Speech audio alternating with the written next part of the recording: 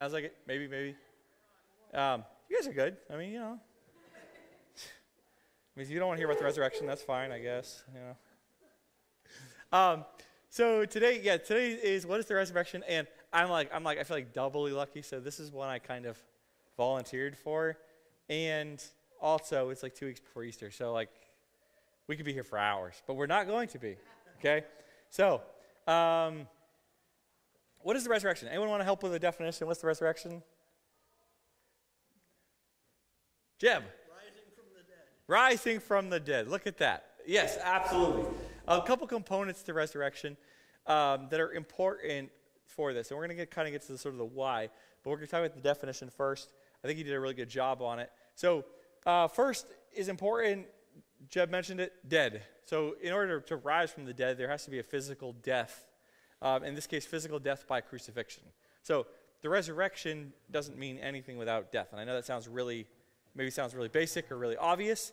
But we have the scripture passage is John 19:16 through 18. It says, he delivered Jesus over to them to be crucified. So they took Jesus and he went out bearing his own cross to the place of a skull, which is in Aramaic called Golgotha. There they crucified him. So this is important. There actually is, Islam historically does not actually recognize the death of Jesus, which is actually a huge historical problem for Islam because it is actually one of the most recognized facts, not just by Christian scholars, but by scholars universally. The death of Jesus is one of the best attested to facts in ancient history. So, but this is really important for the resurrection because there had to be a physical death. So heart stops, brain stops. What do they think happened to him? I don't, that's a good, well, so they don't believe he died, so because otherwise you have to recognize the resurrection. So they don't believe he died on a cross, which is in the Quran, which is a real problem historically. But so we're starting with the physical death side of things. Without physical death, nothing else makes sense. Second is physical return to life on the third day. So that this wasn't just an appearance, this wasn't a mirage, this wasn't some sort of CGI thing that they came up with 2,000 years ago, that there was a physical return to life. This is what the claim throughout the scriptures is. We have in Luke chapter 24 that he is not here, Jesus is not here, but he is risen. Remember how he told you while he was still in Galilee that the Son of Man must be delivered into the hands of sinful men and be crucified, and on the third day rise. Now, when we're talking about third day, there's some debate was Jesus crucified on Thursday? Was he crucified on Friday? I actually heard someone this last week that they thought he was crucified on Wednesday. So it would get really creative. I think quick gut, it probably doesn't really matter, but most likely it seems like Friday seems to be the case. The Jewish people would often count, the way they counted days, it seems like they'd count sort of the day you're on. So today's Sunday, tomorrow is second day, and then in our case, like Tuesday would be the third day. So crucified on Friday, second day is Saturday, and then third day is Sunday. That seems to be, it's not really a point that we're going to argue. It's not really important. That's not the miraculous part is not how you count 3 days. The miraculous part is the rising from the dead. Like that's the miraculous part, okay? So we have a physical death. We have a physical resurrection on the third day. And then I think this piece is also really important. This is as predicted. So this is where it gets like really crazy. Now, I think that the challenge for us, if we've grown up in the church, we've grown up hearing stories of the resurrection, we can kind of like just let it like roll off our tongue.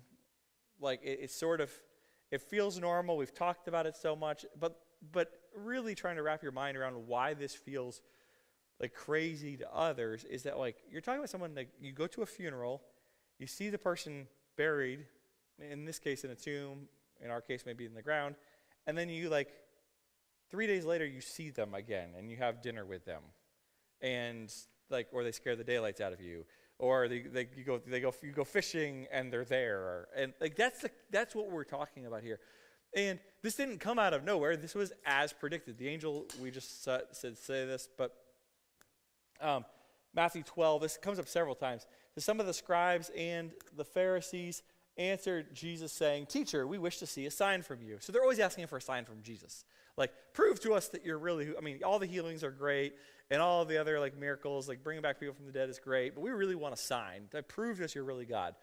So Jesus answered them, and I cut out a little bit here, but just as Jonah was 3 days and 3 nights in the belly of the great fish, so will the Son of Man be 3 days and 3 nights in the heart of the earth. So Jesus is actually saying, hey, you want a, what they're asking for is like a sign to prove that you're God. And Jesus is saying, okay, no problem. I will show you a sign. You're not going to get it now, but when you crucify me, 3 days later, I will physically rise from the grave. Which leads kind of the fourth piece of this definition is that it's supernatural. Right? Now, one of the big objections to the resurrection is that you don't see this happen. Like, this is not natural. And that's understandable objection, right? In the sense, like, okay, like, I've never gone, whether somebody I loved, hated, or was indifferent to, I've never seen someone, like, been able to verify they died and then seen them come back to life. Like, that does not happen. And yet what we see here is like, well, this is truly like a super or above natural. Now, I think the challenge with this is like, well, if you already have decided, well, supernatural's off limits, well, then of course you're going to have trouble believing the resurrection, but you've already actually sort of like pre-decided the answer before looking at the question. I love doing this with my kids. Sometimes they'll be like, I've got a question. I'm like, 6. No. And I don't know what the question is yet. I'm just throwing out answers. And I've already, now, and I just do it for fun, but it's a pre-decided answer to a question. Well, this is supernatural. Like, now, the point of this is the reason why Jesus made this a sign was, what was his claim? What was Jesus claiming to be? God. Okay. How do you prove that you're God? Say what? Yeah. And part of the godly things is like how you act, but part of it's also like, well, you can do things that humans can't do, which is inherently like, when we talk about like natural things, we talk about like things that humans do. So you're saying, well, you want to do a God thing, well, you have to do something that humans can't do, which is supernatural. Yeah, exactly. So I think that the reason like this is that's why Jesus is saying, hey, like you have missed all the other signs I've done. And we look at the Old Testament, right, the prophets, there's multiple miracles. We particularly see it in Moses, and we particularly see a period with Elijah and Elisha. Those are the two big periods of miracles. And they were very clear that they weren't working power of their own. They were working from power from God. And as a sign that God was working through them, right? But, so you've already seen a number of miracles. The miracles that Jesus had done to that point in time had been largely miracles. Now, the scope of them was much greater. The number seems to have been much greater. But there were largely miracles that the prophets, largely Moses, Elijah, and Elisha had done before. Healing people, like even restoring people back from the dead. Those seem like what already done. So Jesus here is saying, hey, you want a sign? Like, I'll give you a sign that no one has ever done. And this is rising from the grave. It's truly supernatural. It's above natural. It's above normal. Paul makes this very clear. Christ died for our sins in accordance to the Scriptures. So just like the Scriptures predicted, he was buried, which is also important because this is what normal course of action is. Right now we do cremation a little bit, but like it was, you don't bury live people. Right? I mean, it sounds obvious, but like that's not something you don't get points for doing that. So he was buried. He was physically in an identifiable location. And then he was raised on the third day in accordance to the Scriptures. Once again, bookending it, just like the Scripture said. Like Paul's like, this is not new to us. This is not like we're making this up. This is exactly what the Scriptures predicted. So you're seeing this happen exactly like it was said. And then he appeared to Cephas, this would have been Peter, and then to the 12.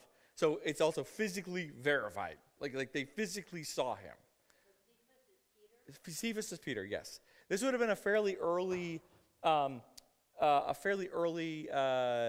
linguistically like version of Peter. So most people think 1 Corinthians was written somewhere in the 50s. So Jesus would have been crucified. There's a debate between 30 and 33 AD, depending on how Passover lines up. So you're talking, this would have been written probably within about 20 years of this. And Paul's actually quoting something earlier he got on his visit to Jerusalem. So this has been a very early term for Peter. So, yeah, Cephas. And then to the 12, the other apostles. To what? Oh. Look at that. Apparently it means head. Oh, that's a tempting rabbit trail. Okay.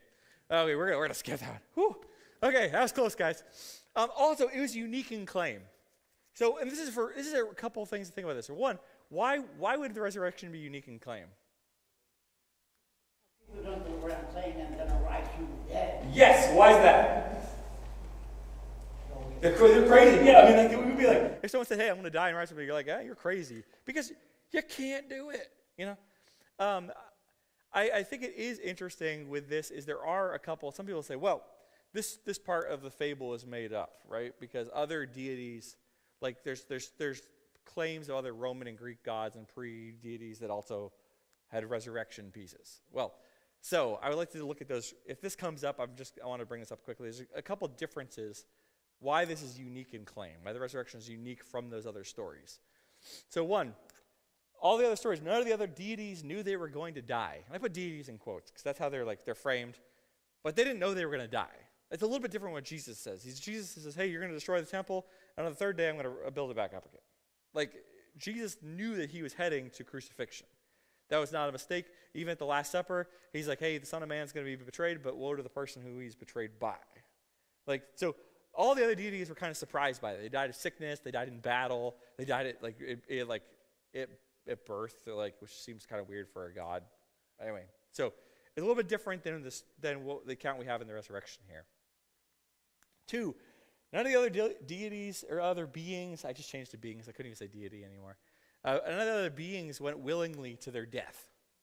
That's a big difference. Like, so this is, all the other ones like battle, illness, like it was all these unintended like things that just happened. And so this is very different than we see Jesus. Jesus predicts he's heading to death, and he heads to it willingly. Like even Pilate's like, hey, are you not going to say anything? I hold power of life and death. And Jesus is like, that's cute. That's my interpretation. So 2 big differences. And third big difference is none of these other beings returned on their own power. So they were brought back to life from another deity. They were rescued by something else. Like where Jesus is claiming, hey, I'm going to rise myself from the dead on the third day. So I just bring this up to say, like, some people are like, oh, well, Christianity is just another version of the ancient stories. No, it's radically different. Like the other stories are like, these deities didn't know they were going to die. They accidentally got whacked, and then they had to have some help coming back to life again. Jesus is radically different in that Jesus knew that he was sent to be a sacrifice.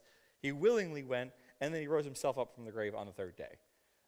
So big difference on these things. So we talk about what is the resurrection.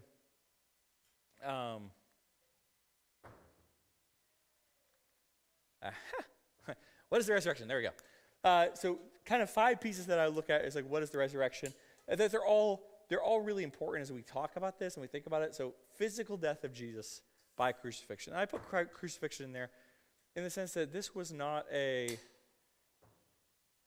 deliberate and verified method of execution, right? So even in the sometimes during the Black Plague, they would like bury people and they would bury them alive on accident. It's kind of unfortunate. And they actually they created like systems where they tie bells into the caskets and you could ring a bell from a string. Anyway, but crucifixion is different than just another illness or just another like you're kind of swooning or going into a coma. Like crucifixion was intended to both be excruciating and final. And in the case of Jesus, they went the extra measure to verify it with a spear into his side.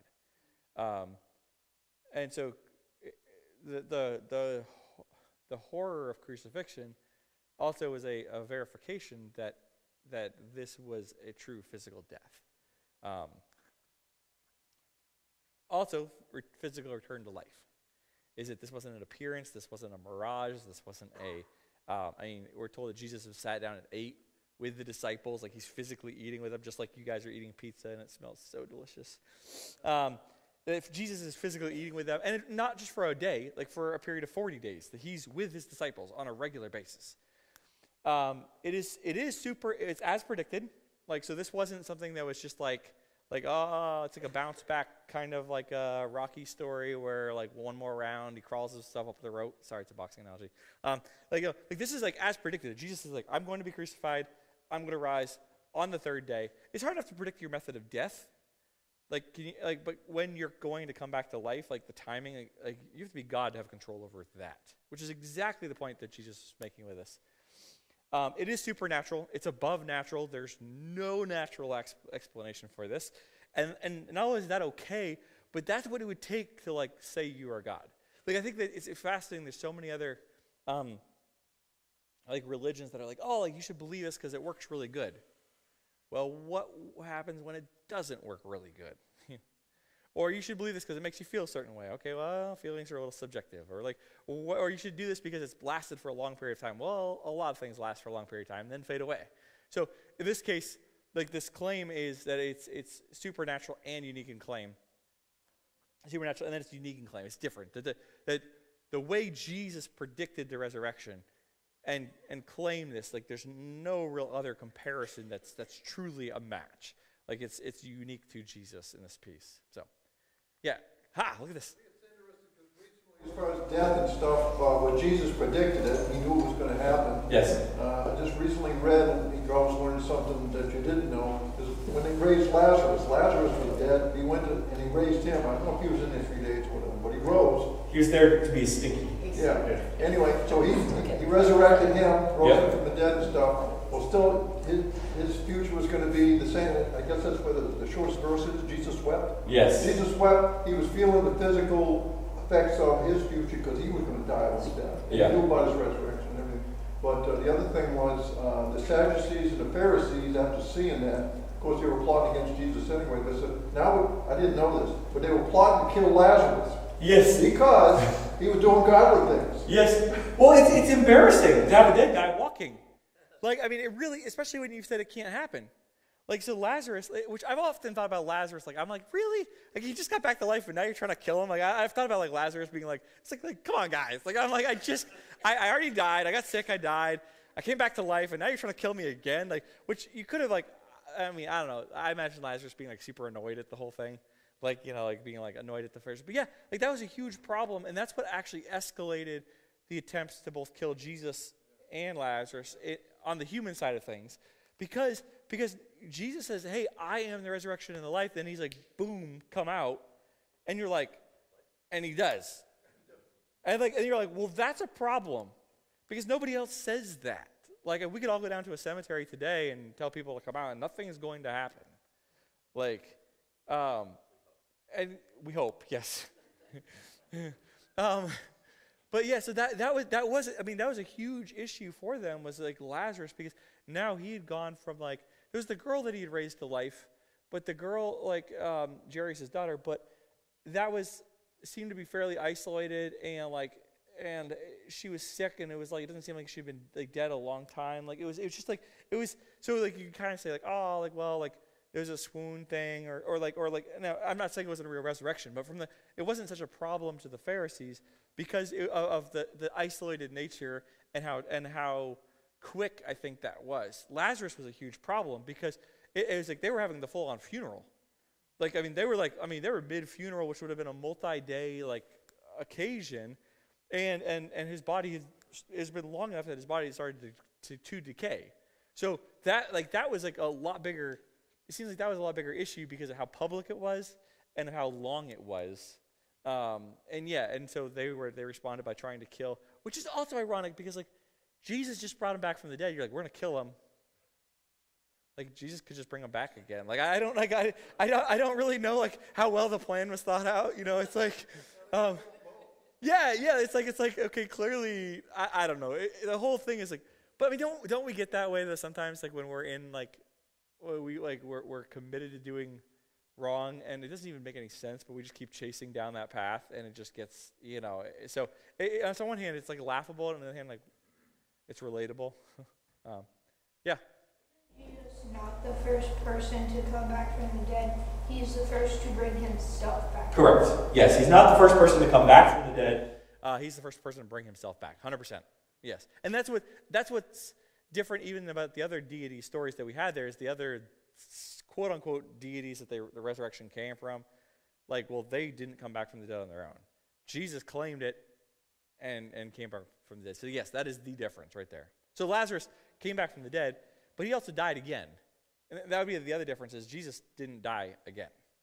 Like, so everyone else who came back from life, was brought back from life, had another physical death, which I often wonder, how do they like face that the second time? You know? He was going to be risen, right? No, he didn't. No. But Jesus did. Yes. But I often wonder, like, how does Lazarus think about dying the second time, right? He's I don't know, like, it's got to change how you think about it. I don't know. We don't, like, he's the guy I want to interview in heaven. Yeah. Is he like, he's like, hey, second time around, baby. Like, you know. So this is, any seen the movie Ice Age? Couple people, okay. Some of you are embarrassed to say it. Okay. There's this. Yeah, the cartoon. Yes, I know. Okay. So there's this scene that in this, is it called a scrat? Someone help me out. Is it a scrat? Like little like rat thing in a jig? Anyway, all this movie, he's chasing down this like acorn kind of thing, and he finally gets to like he dies in this thing, and he gets to it's this heaven scene, these clouds and these gates open, there's this golden acorn there, and he's like walking through, and then all of a sudden he gets almost to it, and he can reach it, and then he gets ripped back out, and like back there's this other like friend down there giving him CPR, and he's like, I saved you, little buddy, and the scrat's like, anyway, I kind of wonder if that's how like Lazarus felt a little bit. He's like, I was just in eternity with God, and now I'm back on earth. Like, I don't know. I'm not sure. It's my own mind there. But anyway, sorry. Good questions. Any other questions on this? Okay, so we're gonna jump into why does it matter? I think that's important, right? Because sometimes we can look at the resurrection and be like, oh, well, if you believe it, great. I believe the resurrection, but if you don't, it's not a problem. And I think that's not a Christian way to look at the resurrection. And I'm not saying that in a critical sense, but I'm going to make the case that the resurrection matters because it's the foundation of faith. Like, this is the claim for the authenticity. So if anyone says, well, why should I listen to Jesus? Why should I submit to Jesus? Why should I be a follower of Jesus? Like, it all comes down to this point. And it doesn't, sometimes we're like, well, because like Jesus loves you and he'll make your life better, or he'll heal you, or he'll restore you, or like he loves you, and all those things are true. But the single point that all of Christianity hinges on is the resurrection. It's like the distinctive point. And so everything rises or falls in Christianity on the fact that did Jesus rise from the grave? 1 Corinthians 15, Paul is saying, if Christ has not been raised, then our preaching is in vain and your faith is in vain. So Paul isn't saying like, hey, it's a good thing to follow Jesus, like whether or not it really happened. Have you ever heard people say that? Like, oh, like, yeah, like it's a good way to live. It's a good system. It's a good set of morals. Paul doesn't say that. Like, Paul says, if Christ didn't rise from the grave, our preaching is in vain and your faith is in vain. He said, it's like if there was no physical resurrection of Jesus from the grave, it's pointless. Like, it's worthless. It's useless.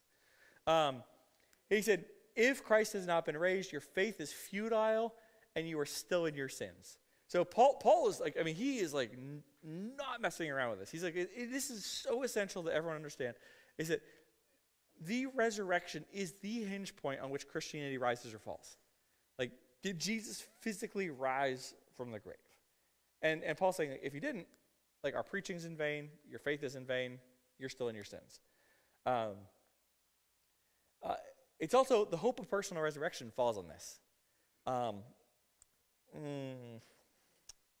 The longer it gets into Sunday, the more careful I have to be about talking. I think it's interesting when you go to like a funeral and of a non-Christian, a non-believer, and you hear a lot of very Christianese phrasing there that doesn't make a lot of sense. So one of them being like, oh, I'm so glad they're in a better place. And like I said, I'm not trying to be critical or harsh or but the question is, well, if there's no resurrection from the grave, well, how do you know that? Like, if no one's ever permanently defeated death, there's no reason to think that there's anything after death. So even like Lazarus died again. You know, It would be very sad. yeah, and it would be very sad, but it's also yeah, it would be very sad, 100%. But I think it's also a piece of like, well, how do you know that there's life after, right? How do you know it's even a better life afterwards? Well, exactly, and that's what Paul says. He says in the same passage, if Christ has not been raised, those also who have fallen asleep in Christ have perished. So he says, like, if even Jesus himself could not defeat death, no one else claims to defeat death. So this is the interesting thing. So Jesus is the one person in all of human history who have claimed to defeat death. If Jesus did not defeat death, then there's no reason to think any of us will. Yeah, you're out of luck. You're out of luck. Yeah. Now, please, we should not say that at someone else's funeral. But that's the reality of it, right? You're out of luck. If Jesus himself could not defeat death, then there's no reason that anyone else, any of us, should think we would. So that, also with that, is that our hope of reuniting with others is based on this, right? So if not only Jesus didn't defeat death, not only are we not going to be able to defeat death, but the other people that we love, there's no chance of them defeating death either. Paul talks about the death as being the final enemy. So why does it matter? Well, I think the most important of this is it's the foundation of Christianity. It's like if Jesus rose from the dead, then everything else he said, like he said, hey, like this is how I'm gonna prove myself to you. Everything else goes. If he didn't, everything else should be thrown away. Like that's what Paul's saying here.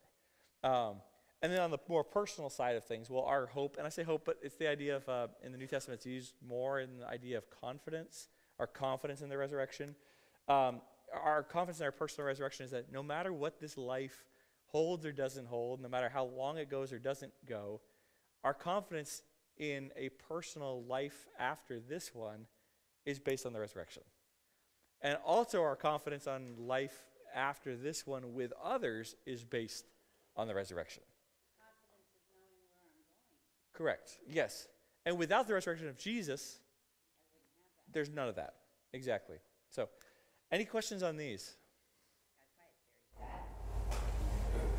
Yes. And I do want to be careful. Yeah, it 100% is. Like, the idea of death being the final enemy and actually winning is very sad. And I think that's where it's interesting when you hear people who are not Christians, they want to kind of hold on to the hope of life after death without any reason for that. And I think maybe God plants that in their heart, this knowledge that there is, Scripture says eternity is placed in their hearts. But the question is, well, how do we get there? Well, we need someone who can defeat death to help us defeat death as well. But without that faith and without that confidence, when someone that we love very much passes, Yes. the grief would be insurmountable. Yes. Which I think is why people use the phrase, well, they're in a better place, right? Because they're trying to bring comfort. But there is real comfort in knowing that, they're in the arms of Jesus. It's why the early church was known as people who sorrowed, but not as those who have no hope, which is different. It's still sorrow, but it's a hopeful sorrow. It's kind of the same sorrow where you send your kids off to college and you don't see them for a year, or you say goodbye to loved ones and you see them, it's going to be a while to see them. Like, you're still sad that you're not going to see them as often as you like, but it's not like a permanent sadness. Like, you're like, hey, we will see them at some point in time. And so, and a part of the reason why we grieve is because it's an unknown length of time, right? Like, but yes, it's a different type of sorrow. It's definitely a different type of sorrow. And so, I can't imagine either. And I think that's why people use that line as comfort, because it does bring hope, but it's not, if it's not based in anything, then it's not. Paul's point is like, well, it's really pointless. Like, you're almost lying to people. Our entire faith that we each have is built on what Christ did for us. It should be. It should be. And I say it should be because, and maybe this is a morbid fascination of mine, but Matt's like, oh, where's this going? I think it's interesting. And I don't know if any of you see this, but I kind of follow articles where this pastor left the faith or this worship leader left the faith, and I always am interested. And at this point, I've almost stopped reading them because I'm like, it's so boring. It's the same old story every time. and I'm always curious to say, like, oh, like, did they wrestle with the resurrection and come to realize it wasn't true? And I've never once seen that. What I've seen is like, oh, like there's a lot of ways to be loving. What I've seen is like, oh, everyone's a child of God and created by God. What I've seen is like, oh, like it feels like the gospel's so exclusive, which it is. What I've never seen yet is them saying like, hey, I wrestled with the resurrection of Jesus, and I don't think he actually rose from the grave. What that tells me is, sadly enough, their faith wasn't based on what God tells us our faith should be based on. Like I shouldn't say we all. I've gone through periods of doubt. I'm guessing most of you have as well, right? I mean, the claims of Christianity should kind of blow our mind every now and then. Be like, this is pretty exclusive, and like I know a lot of people who seem like good people, and there's a lot of different theories out there. Like in those moments, our hearts and our minds should go back to like the one thing that matters in that moment is not how I feel about this or that, how I think I met some other good people, how other good people, or I met a Christian that disappointed me and they were a real jerk and somebody else was nice. Like the only question that we really should be asking in that moment, in my estimation, is, okay, Andrew, focus. Did Jesus rise from the grave? And if the answer to that question at that moment is yes, then all of those other doubts don't really matter. I can still think them, right? I can still think, oh, I've met a Christian that's a jerk. Okay, yeah, that happened. I can say I met somebody else who was nice. Okay, that's true. But the only question in those moments of doubt is like, did Jesus rise from the grave? Because he stacks all of his claims on this. Like he said, hey, you want a sign to the Pharisees? I'll rise from the dead. Like he tells his followers, third day, I'll rise from the dead. Like Paul says, hey, if Jesus didn't rise from the dead, everything else is garbage. Throw it all out. So in those moments of doubt, like our hope and our confidence is anchored, or should be anchored 100% in the death and resurrection of Jesus. And so when I see those stories, I've never once seen a story, and that's why I've got kind of bored of reading them, because it's always this like the same oh, my emotions, blah blah blah thing, I've never once seen someone say, I wrestled with the death and resurrection of Jesus, and that didn't happen. Which sadly, and I grieve for them, but it tells me that their faith wasn't anchored where Jesus tells us to anchor our faith. It was anchored in maybe the peripherals of the faith, but wasn't anchored in the core of the faith. And so that to me is that's the only thing that matters in those moments, is did Jesus rise from the grave? And if he did, and he did, then everything else, I can still think that, I can still feel whatever, but that's where our faith is anchored. And when we have questions, we go back to that question, because that's the one question that answers all the other questions. So, exactly, that's where the hope lies. Yeah, Mike. I think of Nicodemus, because Nicodemus was the physical and the spiritual. He didn't understand. To climb back in the womb, I mean, that's all physical stuff. It's like, to be reborn. You can be born again. Well, to him, it meant go back into the womb and come back out. Yes. To be born of the spirit, But he was thinking more of the physical than, and still he had faith in God, I'm sure. He was, Yes. He knew the law and all that other kind of stuff. But to put it in perspective of the spiritual life itself, he couldn't grasp it. Yes.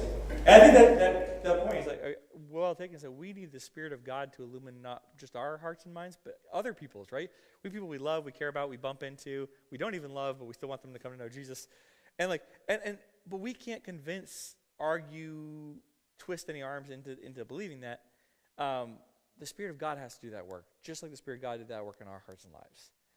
And even in moments of doubt, we need the Spirit of God to once again do that work in our hearts and lives. Not to bring us to Jesus again, but to reassure our hearts and minds, because we get troubled minds and troubled hearts, and the Spirit of God really needs to just anchor us back into that again.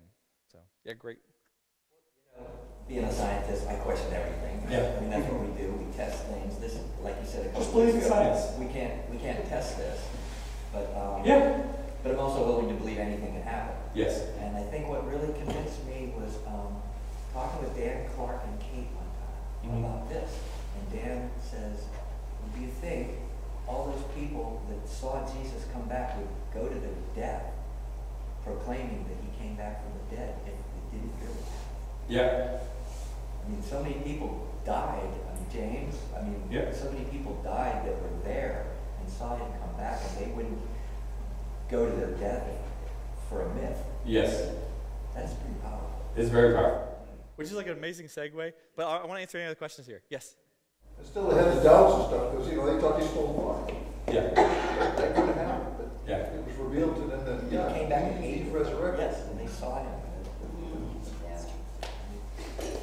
Yes. Put their life on. I have sympathy for those viewing online that they can't hear my question. They're actually getting wiped out. Mark's getting it. Oh, all right, so Yes. I can read? All right, so here's the question I have. If you can just speak to it and the challenge that's inherent in this. So it's right out of the book. Because of the resurrection, we can consider ourselves dead to sin. Romans 6:11. Although we will not attain sinless perfection in this life, Paul still tells us that sin will have no dominion over us, Romans 6:14, and it will not rule us or control us. That's quite a challenge. Can you speak to any part of that that would... So I'm not fully sure I understand the question side of it. I think, do I agree with him?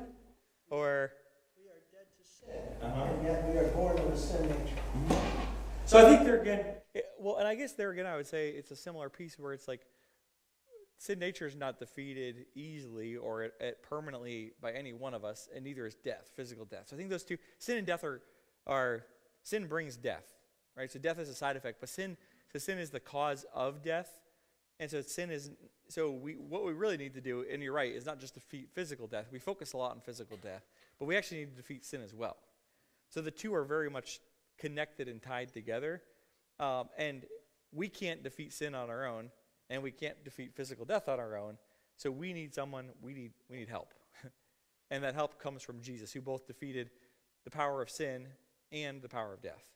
I think you once told me that death was separation from God. Yes. Yes. So put in that context. Yeah. So death is generally Separation, right? So we think of like spiritual death as being separation from God. We think of physical death, like someone dies, it's separation from us, right? Or we're separated from them. I mean, however you want to phrase that. So death is just separation. So the resurrection of Jesus is not just, like, Jesus on the cross says it is finished. So the payment on the cross is connected with the resurrection. So you can't have one without the other, which is why we talk about resurrection. We're talking about the physical death. The payment for sin was paid in full, so that if we're in Jesus, we're not under the power of sin anymore. Doesn't mean that we're not still tempted by it, because Jesus, being God, was still tempted by Satan. Doesn't mean we're not still tempted. Unlike Jesus, it doesn't mean we don't give into it at times, but that it's not a struggle to death; it's a struggle to life. That because of the Spirit of God in us, that there are times that we can actually say no to Satan and say no to sin, and have victory that we otherwise would not have without Jesus. But how do we explain then the fact that we continue to sin?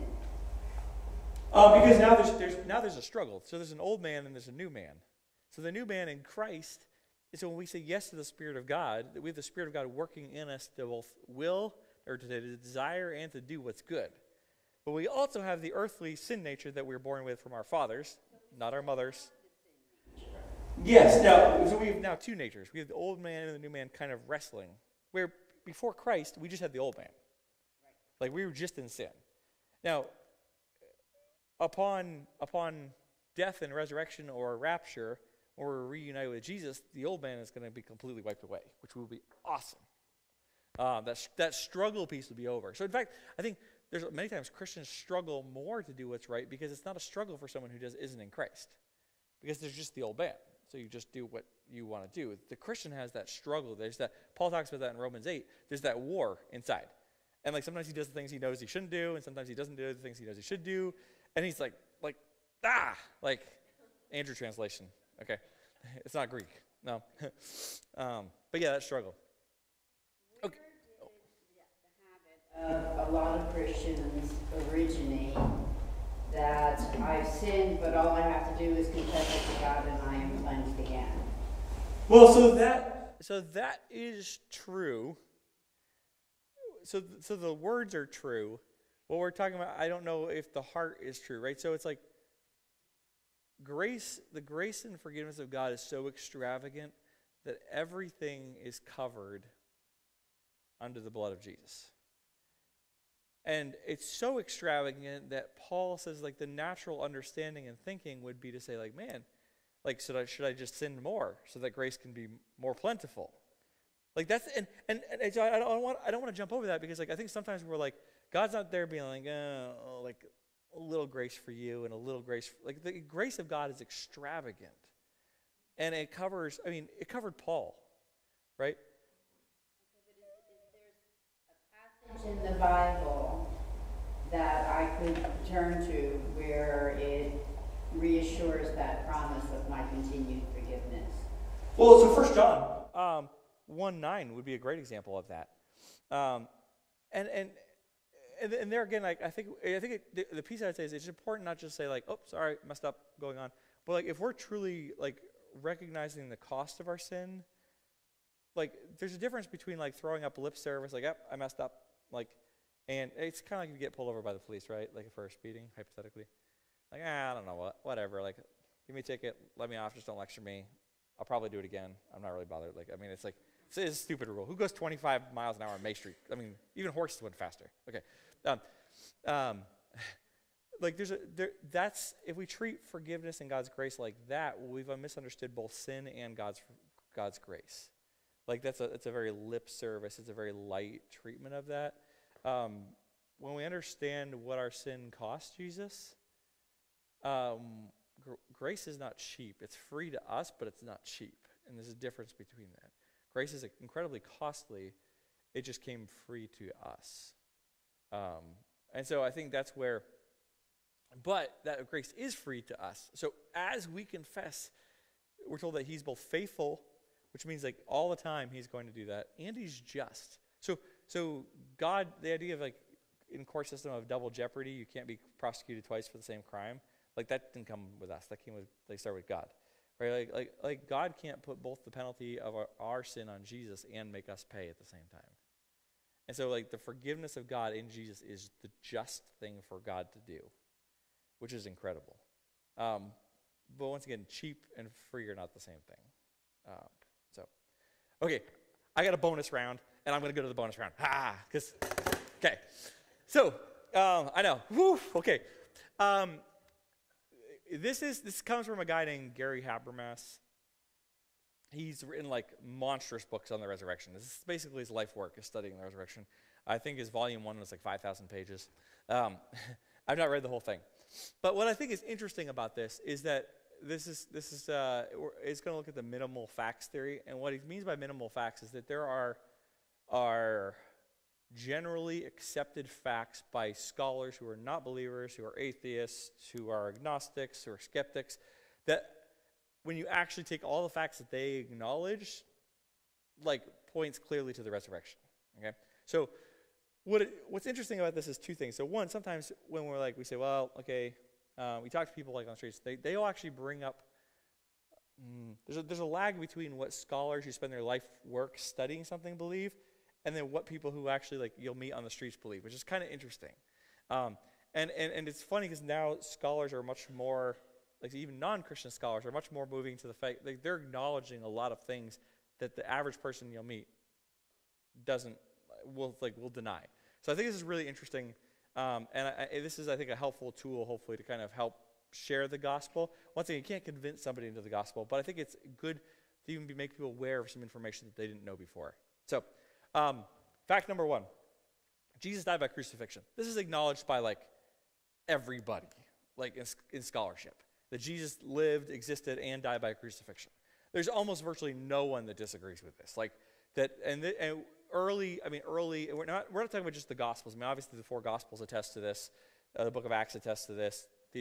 I'm not discrediting those in any way, but you've got plenty of other Jewish, Roman, Greek, like, historians that all attest to this fact in different ways. So virtually everyone believes that Jesus, all the scholars believe that Jesus died by crucifixion. There's very little contest over this. The evidence over this is actually shockingly early. We have earlier evidence of Jesus dying by crucifixion from secular sources than we do about the Caesar at the time the information regarding the Caesar that ruled during Jesus' period, the evidence is about 50 years later than Jesus' crucifixion. So we've got closer, faster evidence on Jesus' crucifixion historically than we do the actual Caesar that presided over that at the time, which is kind of fascinating. Second piece, very soon afterwards, his followers had real experiences that they thought were actual appearances of the risen Jesus. Everybody agrees on this. This is really hard to argue that the disciples, based on what all the evidence shows, based on how they acted, how they reacted, that everyone pretty much believes that his followers believed that they saw the resurrected Jesus and that they were actual appearances.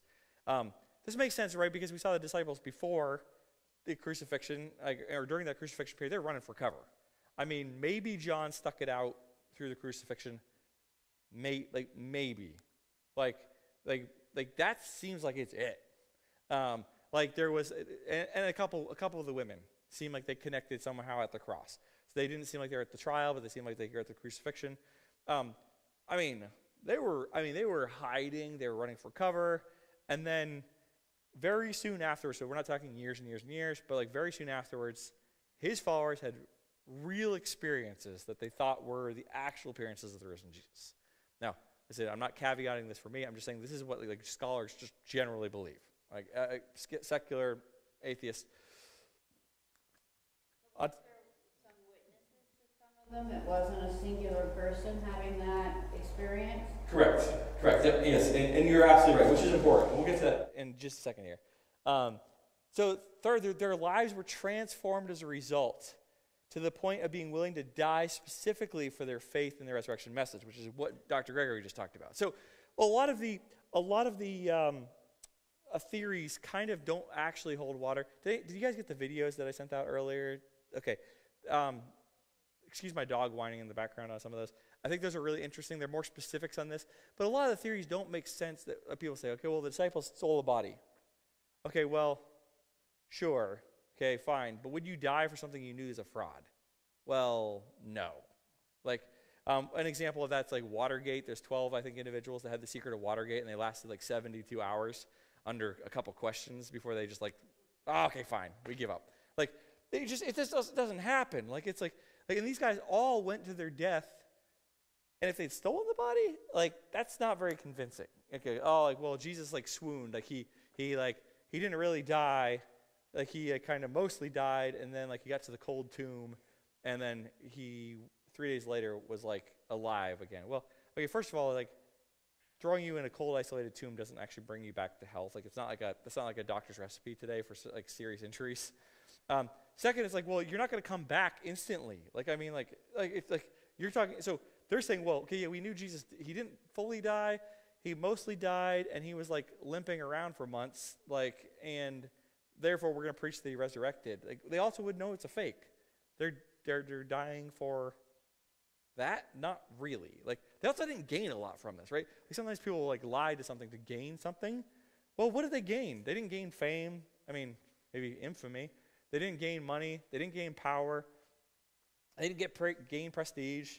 I mean, nothing. Like, there's no earthly benefit to what they went through, and so their lives were transformed. Like, they went from like weak people. Even the early Pharisees, they're like, hey, like these are ignorant people, but they've been with Jesus. Like, what happened? You know, like they're different than they were. So pretty much all scholars say, hey, like their lives were totally different before and afterwards. There's the before Christ and the after Christ, the resurrection or the event, whatever you want to call it. Also, these things were taught very early, soon after the crucifixion. Okay, so one thing that's really kind of fascinating is like you get fables in history, and over time, fables get like bigger and bigger, right? They take on a life. Like it's like that fishing story we joke about. Like I caught a fish, it was this big to start with. Okay, well this big, and then it's this big, and by the time I get home, this fish was like it was a huge fish. Like the early church records was actually radically different. Like the early church started with the biggest claim that there was. They said, hey, Jesus is alive. He's physically dead and he's physically alive. Like, there's no place to go after that. They didn't start like, oh, he stubbed his toe and then recovered like miraculously, and then it turned into something bigger and bigger. No, they actually started with resurrection. And this is all very, very early after the crucifixion. So scholars, non-believing scholars, date the earliest Gospels that we have. They say, and I think these are earlier, but they say like 50s and 60s would have been like the early ones to the 90s, which, okay, you're talking, so 50s and 60s would have been between 20 years after Jesus, to the 90s would have been like 60 years after. So, 20 to 60 years is a really tight timeline for ancient history. It's incredibly tight. And it really cuts the time for fables. To get a fable generated in 20 years, it's not even like really possible. So they said these things were taught early, soon after the crucifixion, which is important because this wasn't like a later, 500 years later, they came up with this theory and they're like, oh, this is like fantastic. And for ancient history time, and I know we're used to instant, we take a video, we send it out on Twitter, we get it 2 seconds later if something happens across the world. But ancient history is not like that. The timelines are very, very large. Alexander the Great, people heard of him, right? Please, okay. Earliest record between Alexander's life and the earliest biography we have on him is about 300 years gap. So that's in contrast to the 20 to 60 years we have for Jesus. Buddha, heard of Buddha? The gap there is between 600 to 700 years. So just kind of looking at two. So we're talking between 20 to 60 years, they're teaching the crucifixion and resurrection. Yeah. Oral society, oral tradition. So up until 20 years, everybody saw it. Yes. There's no reason to write it down. You were talking about it. Yes. And so as soon as 20 years is about a generation where you start to have other people that you're like, well, now we need to write it down so that future generations can see it 100%. and get it. So it's first-hand accounts being written down for the first time, and people that weren't actually there were finally able to. That's a great point. There's estimates that between 70 to 90% of the people at this time were illiterate. So oral tradition was extremely important. And also, if you want to think of a 20-year time gap, right? Well, for the adults, the kids in the room, this wouldn't apply. But adults in the room, okay, do you remember where you were on 9/11? I think we all do, right? Well, that's 20 years. That doesn't feel, now we're like, that man, it felt or that's more than 20 years. But so 20-year time gap is not, for a huge event, it's nothing. I want to ask some of you if you remember your marriage. That's a different, we'll not get there. Very tight timeline. So I was just going to say something similar, that back when people were so illiterate, oral history was huge, and there were people that literally, like a teacher and a student, that would memorize things like word for word for word. Like some of these stories weren't just talked about it; they were memorized word for word over a period of years or generations. Okay, so you got me. Okay, so there's actually something really interesting in the New Testament. There's a whole line of scholars. They're looking at, there's bits of text in the New Testament that don't linguistically line up with the author's piece, and they're actually more mnemonic kind of devices. Kind of going back to what you're saying. So 1 Corinthians, Paul saying, "Hey, we received you what we delivered." He's actually he jumps into a different language, which is actually going back to these early creedal statements. So we would think of the creedal statements, we think of mnemonic things like stop, drop, and roll. I don't know if they do that. Do the kids do that in stop, drop, and roll? Okay, they still do that. Okay, fire safety still works. So you get some of these pieces there that are there they would have been using these mnemonic devices or even songs like Amazing Grace, how sweet the sound that saved a wretch like. Yeah, see, we know this, right? We use the same thing in song version. They would have used this in creeds, which actually, in 1 Corinthians 15, people date the creed there between 6 months to 18 months after the crucifixion of Jesus, which is incredibly early. But it's for those illiterate audiences that they develop these things, so they're trying to teach them. They can't hand them a book. Or even copying a book was impossibly long at the time. So they're just verbally talking through a lot of these things. Great points, both of these. Okay, number 5. James, Jesus' unbelieving brother, became a Christian due to his own experience that he thought was the resurrected Christ. Okay, this is one of my favorites. I love this one. They're all my favorites, I think. Really, I think about this, what would you have to do to convince your siblings that you were God? Oh my God. Yeah, exactly. And actually in the New Testament, in the Gospels, James and the other siblings of Jesus actually tried having him taken away because they thought he was crazy. Because I mean, who says they're God but crazy people, unless you're actually God? So this, and now, like I said, this is scholars generally all agree on this. So he went from thinking Jesus was crazy and wanting to have him like kind of pulled away. They said he was beside himself, which, maybe an early allusion like sort of schizophrenia or something like that. That's what they're accusing him of. But to saying like, okay, hey, I'm willing to die for the fact that my half-brother is God. Like, what makes that kind of a change? And it was very early on because he was leading the church by the time Paul came back to the church. So this did not like go on a long time. This wasn't 20, 30 years later. Like it seems like he wasn't at the cross.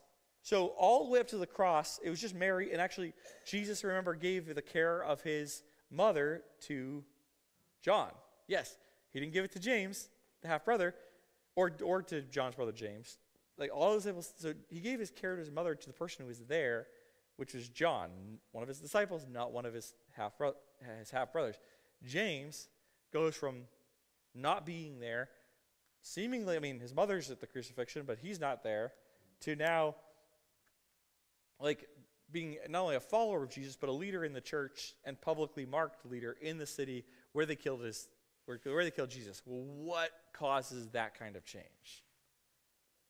Say what? Yeah, belief, but belief in what?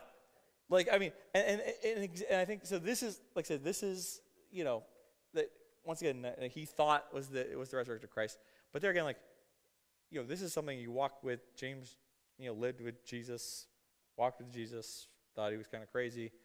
All of a sudden comes to being saying, I am willing to die for, not just die for Jesus, but die for the claim that he's resurrected from the grave. And then this one, we talked about this one a little bit today, but the Christian persecutor, Paul, also became a believer after a similar experience.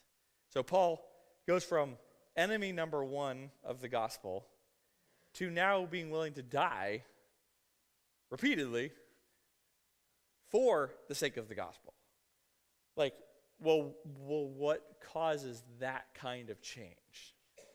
Now, we see what Paul says that change is. So, let's see, all of these are actually pretty much all the scholars. Now, I'm not saying that some internet warrior with a keyboard in his mom's basement disagrees, but pretty much any scholars that spend their life studying these kind of things, whether they're Christians, atheists, agnostic, they all recognize these as facts. And so then the question is, in ancient history, the way you do history is like, what's the best explanation for these facts? Like, Paul is years later after James. Like, some say up to 3 years later after James. Well, how do you, it wasn't how do you have a mass hallucination over a period of multiple years? I mean, we can't even dream all the same dreams at night in my household, We all wake up with different dreams, and it's like, well, how does that work? So a mass hallucination, well, that's probably not it. Stealing the body, definitely not. Paul's not going to be convinced by a stolen body. He's definitely not going to be convinced by Peter saying, hey, I pinky promise that Jesus is alive. That's not going to work. He was trying to kill Peter and all these guys. So what's the best explanation for that? Well, the only explanation that fits the data that I understand and can know is that Jesus rose from the grave. And these are facts from non-believing scholars. So anyway, how's that for a bonus round? If you, like I said, the video quality is not amazing, but if you have more questions on it, I definitely would encourage you to kind of watch through some of those videos. And there's different sections on objections and the quality of the evidence. And so I think some of those pieces are really fascinating pieces. I don't want to copy them all, here. But I think they're really helpful in conversations with family and friends. And then even for your own, like I said, in moments of doubt, I think that's where you should go back to. It's like, okay, did Jesus rise from the grave? Well, what's amazing is that God put all this historical evidence in place. Now, is it still faith at the end of the day? Absolutely. That the Spirit works in our heart? For sure. But is it a very reasonable faith? Is there any better explanation for all this data? I would say absolutely not. There's nothing else that fits the data points that we have that are accepted by non-believers. So, any questions? How's that for a bonus round? any questions, any comments? Anything from the book, the videos? You did good. Well, if you watch this topic, it's embarrassing. Awesome. Hopefully this section has boosted your confidence in the resurrection of Jesus. Hopefully it's also started preparing your heart for Easter and celebrating that. Yeah, it's amazing. You know, as awesome as Christmas is, like this is like the week or weekend that like all of human history pivots on. And so hopefully it's been good preparing your hearts for that coming celebration. So. Is there any historical record of some of the events that happened when Jesus died? Like, we've heard that the sky got dark and other things. Yeah, so I was actually just reading about that. It seems like there is an eclipse that times with that. That there's record of it even reaching Jerusalem. So they had previous record of it in other places. It seems like there's timing to that. I didn't dig into it. So, I don't know. There's sometimes there's the moment in time. Because when Jesus' side was pierced, it didn't come out as blood. We're told it came out as water. And that brings up the reference that Jesus is the living water because of what happened on Good Friday. Yeah, and I think the medical explanation around that too is that there was water mixed with blood. And from what I'm told, I'm not a doctor, but from what I'm told, there's a sac that surrounds the heart, kind of cushions the heart, that's sort of like a water-like substance. And so what that was what that would have indicated to the Roman soldier was that he achieved his purpose of making sure it was a death blow. You know, that's, you know, that would have been the significance of them. The spiritually, yes, like that Jesus is that living sustenance for us, 100%. But I think medically, like it would have just been saying to the Roman soldier, like, mission accomplished, you know. I just think it's so important that we really, really wrap our minds around what he suffered prior to being murdered. And then forgave. Yes. Yeah, I mean, the resurrection is like, wow. Yeah. But Well, I think the thing that's cool with no other resurrection. human on earth Yeah. could have suffered what he suffered and survived to carry the cross up the hill. Yeah. It just wasn't going to happen. Yeah. I think one challenge I would say with that Just slightly is like, it's very hard to compare suffering. Like so I mean, the suffering was extraordinary and it was deliberate and it's intentional. I don't know if I'd get into a debate with somebody over like if he suffered the most. I mean, there's been many horrific deaths throughout human history. I think the weight of the wrath of God put on top of it made it unique. But I think that was the piece that really pushed it to that level. But what makes it? But a lot of people died for what they said they believed in. The resurrection is what makes Jesus' claim. It validates the claim. Like, yeah. And I think it's also, as far as Jesus, we don't need to be embarrassed about the resurrection. Like, we have more historical and logical facts on our side than anybody else. Like, I think we need to study them. We need to spend time with them because people we talk to are probably not going to know these because they haven't researched it. But we have nothing to be embarrassed about with regards to the resurrection. Yes, it is crazy. It's supernatural. But it's also the most logical explanation for what non-believers acknowledge. So I think there's a lot of confidence that we can have in that too. A lot of joy that we can have in that. So awesome. Sounds good. Well, I'll be around, so if anyone has any other questions, I mean, I love talking the resurrection, so, yeah. It's hardly a hardship, you know? So what? Let me look it up. Let me look it up.